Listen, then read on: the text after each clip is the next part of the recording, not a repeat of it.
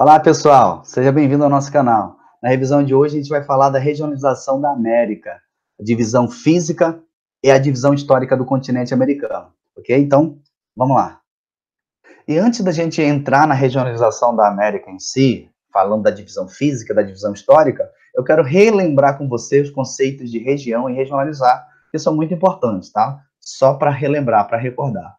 Então, quando eu falo dividindo o espaço geográfico, no nosso contexto aqui, o continente americano, dividindo o espaço é regionalizar, tá? Uma regionalização. Então, regionalizar é dividir o espaço em regiões, tá? Então, quando eu tenho um espaço que tem vários aspectos e características, só que tem áreas que têm características em comum, que elas podem ser agrupadas. Então, aí eu vou formar o quê? Regiões. Regiões são partes do espaço que possuem aspectos em comum, tá? Então, baseado em aspectos, características, traços em comuns do espaço geográfico, isso vai me levar a vários tipos de regionalizações, tá? Regionalizações baseadas em critérios físicos, outras em critérios culturais, outras em critérios econômicos. Então, vou ter regionalizações de acordo com o critério, de acordo com o objetivo que eu quero estudar. Tudo bem? Então, agora a gente vai falar das regionalizações do continente americano.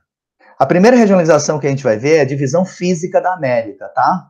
Então, só de eu olhar pelo mapa aqui, o aspecto físico, visual da América já me remete a três regiões. Ó, uma que está ao norte, uma que está no centro e uma que está ao sul, ok? Então, considerando o ponto de vista físico, ou seja, das características físicas da América, tá? Ela é dividida em América do Norte, Estados Unidos, Canadá e México, América Central, que também tem uma parte insular aqui, tá? Formada pelas ilhas, e América do Sul, onde está localizado o Brasil. Então, a gente tem aí três regiões. Então, só para esclarecer para você, América do Norte, América Central e América do Sul não são continentes. O continente é a América, é o continente americano, tá? Que abrange todas essas regiões. América do Norte, Central e do Sul são regiões. Baseado nas características físicas, eu tenho essas três regiões, tá? Então, a gente tem aqui duas grandes porções, a que está ao norte, chamada de América do Norte, a que está ao sul, América do Sul, que está localizado aqui o Brasil, e a gente tem essa porção aqui no centro, tá? Essas duas grandes porções, ligada por esse istmo aqui. O istmo é essa pequena porção de terra estreita, tá? Que liga duas grandes porções de terra. Então, isso é o istmo, tá? Uma pequena porção que liga duas grandes porções. E aí, esse istmo forma a América Central, que também tem essa parte insular aqui das ilhas, onde está Cuba, onde está Bahamas e várias outras ilhas aí, ok? Então, essa é a divisão física do continente americano, ok? Então, vamos passar adiante e ver a próxima regionalização. Então, a gente vai ver agora a divisão histórica e cultural da América, onde a América é dividida em duas regiões, tá? Então, olha só, considerando os aspectos históricos e culturais, tá? Todo o contexto histórico e também a questão cultural, as origens culturais da América, a América é dividida em duas grandes regiões. A América anglo-saxônica, formada por Estados Unidos e Canadá, observa que o México já não faz parte, tá? Porque tem um contexto histórico e um contexto cultural diferente dos Estados Unidos e Canadá, ok? E a América Latina, do qual agora nessa regionalização o México faz parte. Tá? Então, característica histórica, leva em conta o tipo de colonização, eu gosto de enfatizar isso. Tá? Quando eu pego o contexto histórico, eu não pego só a origem dos povos, eu pego também a questão da colonização, porque o tipo de colonização que foi imposta nessas áreas foram diferentes. Tá? E já o contexto cultural leva em consideração o idioma predominante, o idioma que predominou nessas áreas. Então, o aspecto histórico me remete à formação histórica desses continentes. Tá? O principal ponto de união entre os países é a sua formação histórica, ou seja, o tipo de colonização que foi imposta. Então, eu tenho uma colonização de exploração que predominou na América Latina, tá? E essa colonização de exploração, o próprio nome fala, foi exploratória mesmo, de fato. O objetivo era atender os interesses econômicos das metrópoles colonizadoras.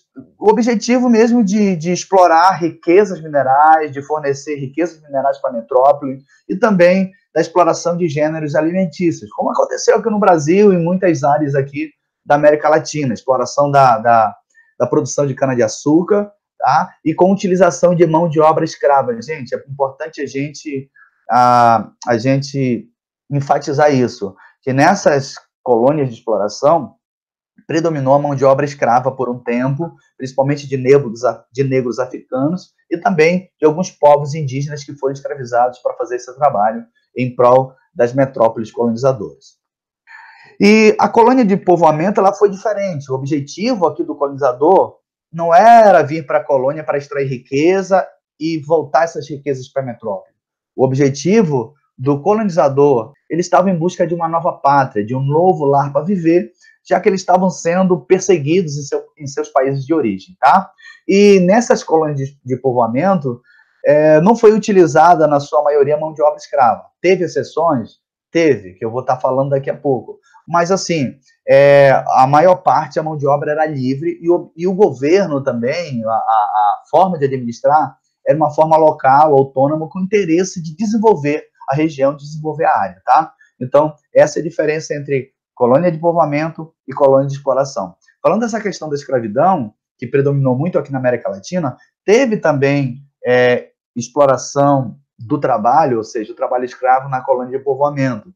Mais especificamente, lá nos Estados Unidos, no início dos Estados Unidos, ele começou com 13 colônias, tá? E as colônias do Sul utilizavam mão de obra escrava porque eram regiões de plantation, ou seja, de grandes áreas monocultoras, tá? Principalmente de tabaco, do algodão, e também teve essa exceção na questão da colonização, porque no começo era um tipo de colonização de exploração, porque essas colônias do sul, lá dos Estados Unidos, eles tinham uma ligação com a metrópole, eles tinham uma ligação com a Inglaterra. Então, essa diferença aí, essa foi a exceção. Mas, assim, depois da Guerra da Secessão, predominou, é claro, foi abolida a escravidão e predominou o trabalho livre nessas colônias de povoamento.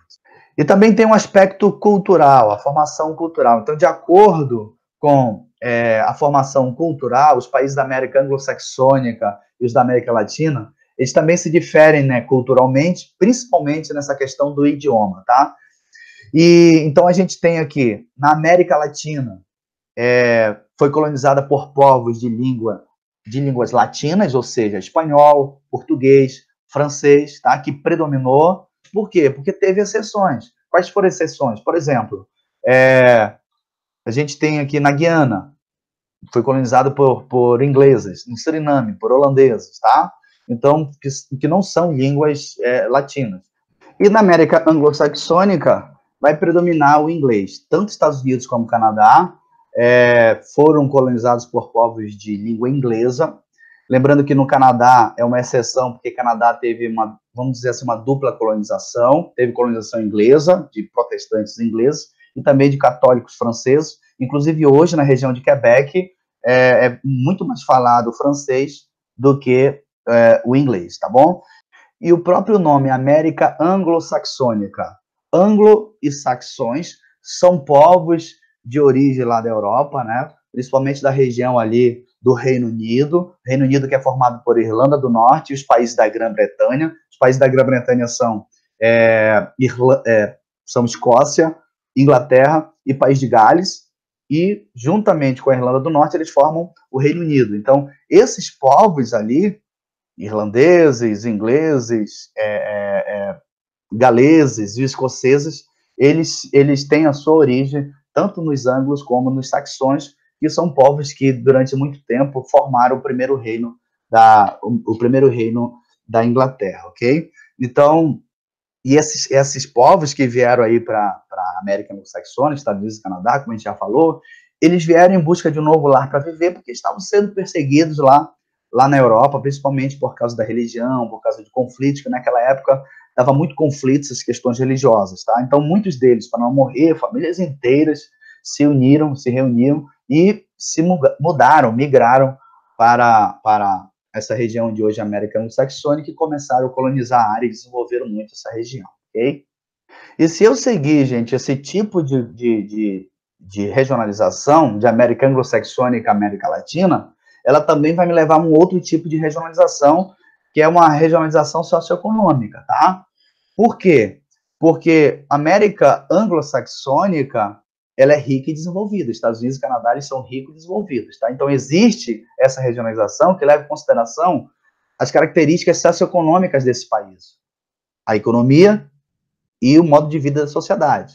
Se os índices sociais são bons ou não. Então, na América Anglo-Saxônica, ela é rica e com bons índices de desenvolvimento, e já na América Latina, possui baixo nível econômico e também nível social muito baixo, por isso os países dessa região são chamados de países subdesenvolvidos ou em desenvolvimento, tá bom? Então, esse contexto de América Anglo-Saxônica e América Latina, se a gente olhar pelo contexto socioeconômico, a gente vai ter uma América Anglo-Saxônica rica e desenvolvida e uma América Latina pobre e subdesenvolvida, tá?